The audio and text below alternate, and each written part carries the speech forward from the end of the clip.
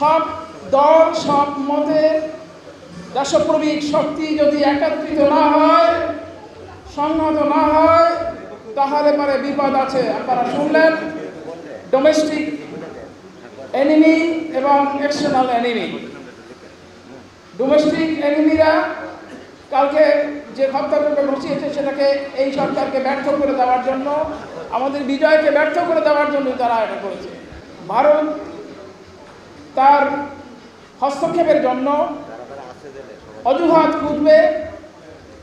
এই মাইনরিটি বিষয়টি তাদের কাছে একটি মোক্ষম বিষয়।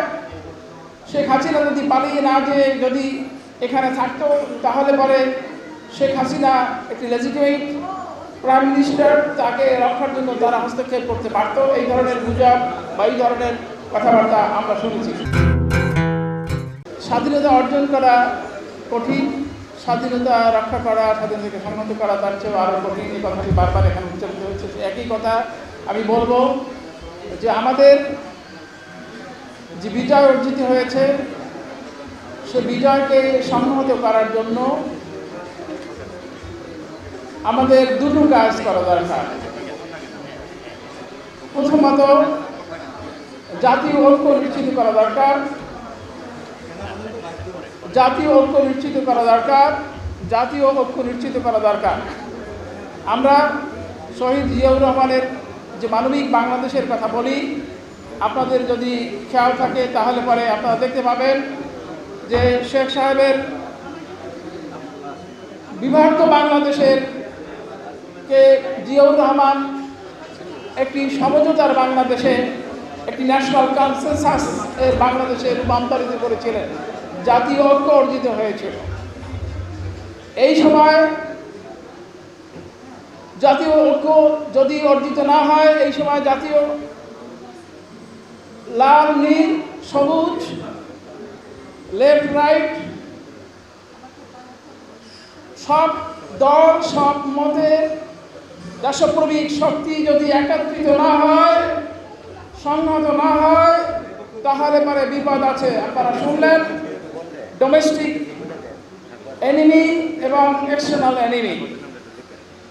ডোমেস্টিক এনিমিরা কালকে যে হত্যাকাণ্ড ঘটিয়েছে সেটাকে এই সরকারকে ব্যর্থ করে দেওয়ার জন্য, আমাদের বিজয়কে ব্যর্থ করে দেওয়ার জন্য তারা এটা করেছে এবং তারা এখনো তৎপর আছে, সেটা আপনারা ইতিমধ্যে শুনেছেন। দ্বিতীয়ত এক্সটার্নাল এনিমি ভারত তার হস্তক্ষেপের জন্য অজুহাত খুঁজবে। এই মাইনরিটি বিষয়টি তাদের কাছে একটি মোক্ষম বিষয়। শেখ হাসিনা যদি পালিয়ে না যেয়ে যদি এখানে থাকতো, তাহলে পরে শেখ হাসিনা একটি লেজিটিমেট প্রাইম মিনিস্টার, তাকে রক্ষার জন্য তারা হস্তক্ষেপ করতে পারত। এই ধরনের গুজব বা এই ধরনের কথাবার্তা আমরা শুনেছি। সুতরাং আমাদেরকে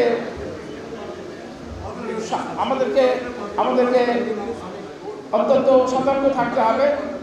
আপনাদের মনে করিয়ে দেই যে এই শেখ হাসিনা 1996 সালে নির্বাচনে যদি জাতীয়তাবাদী শক্তি এবং ইসলামী শক্তিকে বিভাজন সে না করতে পারত, বিভাজ্য যদি না করতে পারত, তাহলে কখনোই এই বাংলাদেশে শেখ হাসিনা ক্ষমতাসীন হতো না। এবং সেই যে বিভক্তি, সেই বিভক্তির কুফল, সেই বিভক্তির বিপদাবাদ, সেই বিভক্তির যে জঞ্জাল, যে বিপর্যয়, নিপীড়ন আমরা এই 17 বছরে যথেষ্ট ভোগ করেছি। সুতরাং দ্বিতীয়বার এই বিভক্তি যেন না আসে। আমাদের মনে রাখতে হবে জিয়াউর রহমান মধ্যপন্থা অবলম্বন করেছিলেন। এই দেশে জিয়াউর রহমান মূল্যতন্ত্র প্রতিষ্ঠা করতে চাননি। এই দেশে জিয়াউর রহমান নাস্তিকতন্ত্র প্রতিষ্ঠা করতে চাননি। জিয়াউর রহমান এমন একটি পথ অবলম্বন করেছে যেটা কোরআনের ভাষায় মুসলমানদের জন্য মধ্যপন্থী শ্রেষ্ঠ, এটাই তার আদর্শের মানি ছিল।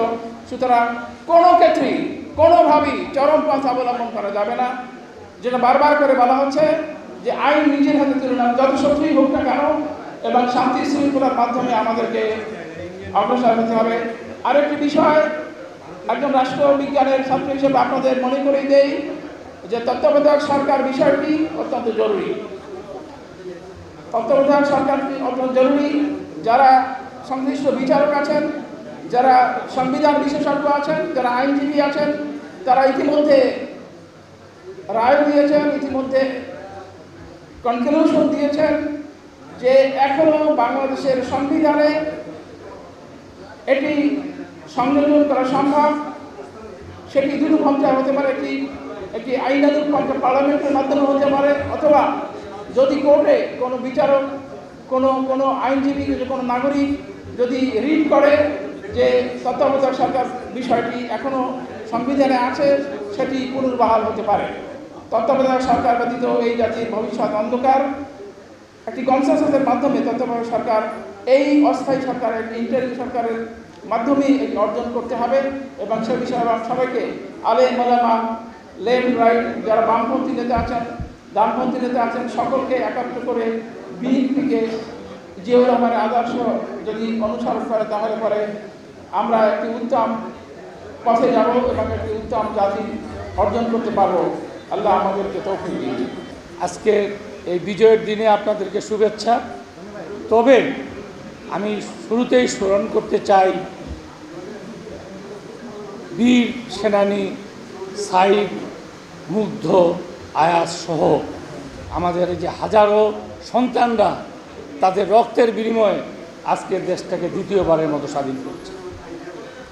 আমি তাদের প্রতি শ্রদ্ধা রেখে, আর বিশেষ করে আমাদের ডাক্তার ভাইরা আছেন, এখনও কিন্তু হাজারো ছাত্র জনতা হসপিটালে মৃত্যুর সঙ্গে পাঞ্জা লড়ছে। আমাদের মনে হয় তাদেরও পাশে আমাদের দাঁড়ানো উচিত। এখন আমি একটু প্রসঙ্গে আসি। মানবিক বাংলাদেশ বলা হয়েছে, আমি আরেকটা জিনিস সংযুক্ত করতে চাই। মানবিক বাংলাদেশ, মানবিক এবং গণতান্ত্রিক বাংলাদেশ। কারণ অবশ্যই মানবিক যে একটা কাল থেকে আমরা যে বিশৃঙ্খল দেখতেছি, আমি বলবো যে অতি দ্রুত যেন এই অবস্থাটা শান্তিতে নিয়ে আসা হয়। কারণ আমরা দেখেছি কালকে রাতে কিন্তু কোনো আর্মি রাস্তাঘাটে ছিল না। এটা থাকা উচিত ছিল, কারফিউ ছিল 6টা পর্যন্ত, তাহলে মনে হয় ধ্বংসলীলা হয়তো একটু কম হতো। কাজে আমি অনুরোধ করব এই বিষয়গুলো দেখার জন্য। আরেকটা জিনিস হলো যে অবশ্যই আমরা চাই না,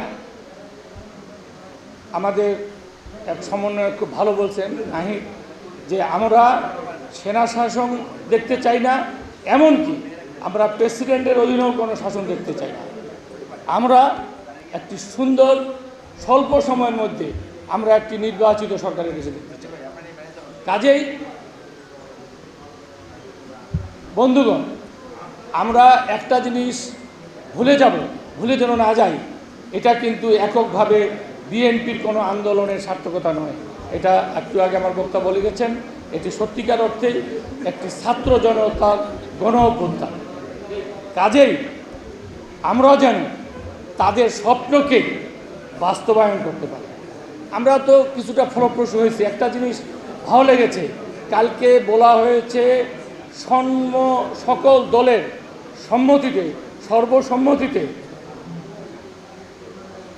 দেশনেত্রী বেগম খালেদা জিয়াকে মুক্ত করার সিদ্ধান্ত গৃহীত হয়েছে। আমরা এটা সাধুবাদ জানাই। সঙ্গে এটাও আশাবাদ আমরা ব্যক্ত করতে চাই যে আমাদের ভারপ্রাপ্ত চেয়ারম্যান তারেক রহমানও নিশ্চয়ই অতি শীঘ্রই আমাদের মাঝে ফিরে আসবে।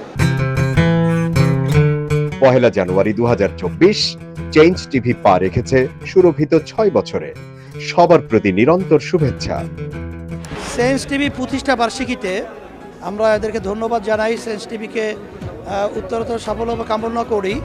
আর সাথে সাথে আমরা বিশেষ করে এদেরকে অনুরোধ করব যেন তারা দেশের পক্ষে এবং বাংলাদেশের জনগণের পক্ষে, ইসলামের পক্ষে, হকের পক্ষে, সত্যের পক্ষে তারা যেন সুন্দর পরিবেশন করতে পারে, এই আশাবাদ ব্যক্ত করি। চেঞ্জ টিভিকে আমি তো মেলা দিন ধরে দেখছি। চেঞ্জ টিভি যতদূর সম্ভব বস্তুনিষ্ঠতার সাথে কাজ করছে এবং এই জন্য চেঞ্জ টিভির ভিউ আরও অনেক বেড়েছে, অনেক। আমি নিজে যে অনেকগুলো সভা করে মানে এখানে ইন্টারভিউ করেছি, কোনো ক্ষেত্রে আমি দেখেছি মিলিয়নের মতো হয়েছে ভিউ, মানে অন্য কোনো জায়গায় এত হয় নাই। আমি মনে করি চেঞ্জ টিভি ভালো কাজ করছে প্রচণ্ড চাপ আছে, তার মধ্যেও চেঞ্জ টিভি যদি তাদের এই নিষ্ঠতা রাখতে পারে তাহলে এটা আরও ভালো করবে। আমি তাদের সাফল্য কামনা করি।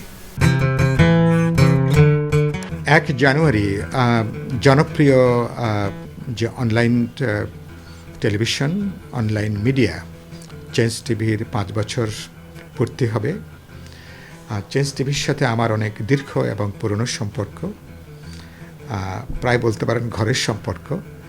আমি এই 5 বছর পূর্তি উপলক্ষে আমি চেঞ্জ টিভিকে আমার ব্যক্তিগত পক্ষ থেকে, বিপ্লবী ওয়ার্কার্স পার্টির পক্ষ থেকে আমি আন্তরিক শুভেচ্ছা এবং আমি অভিনন্দন জানাই। আমাদের এখানে গণমাধ্যমকে বলা হয় 4th স্টেট। একসময় ধরুন বিচার ব্যবস্থার প্রতি মানুষের একটা শেষ ভরসার জায়গা ছিল। সেই বিচার ব্যবস্থা যখন এখন বিরোধী দলের দমনের একটা প্রতিষ্ঠানে পর্যবসিত হয়েছে, এখন জনগণের পক্ষে, বিরোধী দলের জন্য, জনগণের শোষিত নিপীড়িত অংশের জন্য গণমাধ্যমই হচ্ছে এখনো পর্যন্ত শেষ ভরসা। আমাদের এখানে ঐতিহাসিকভাবে গণমাধ্যম বরাবরই জনগণের গণতান্ত্রিক আকাঙ্ক্ষার পক্ষে ছিল।